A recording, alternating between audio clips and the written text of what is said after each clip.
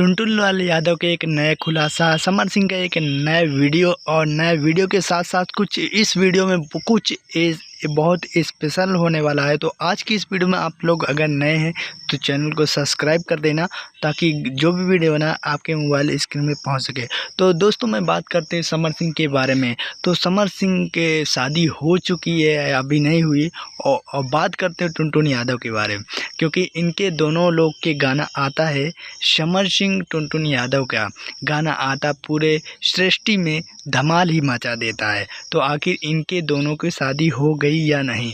तो दोस्तों, वीडियो में नए तो वीडियो के एक लाइक कर देना और प्यारा से कमेंट कर देना अगर समर सिंह का फैन है और टुनटुन यादव का। तो दोस्तों, मैं बात करते हैं समर सिंह के बारे में। समर सिंह का गाना कोई भी आता है तो मार्केट में कम से कम नहीं, एक दिन की बात कर रहा हूँ, कम 64 मिलियन 72 मिलियन क्रॉस हो जाता है। वैसे मैं बता दूँ टुनटुन यादव का, तो वैसे भी टुनटुन यादव को 200-500 मिलियन व्यूज इनको भी आ जाता है।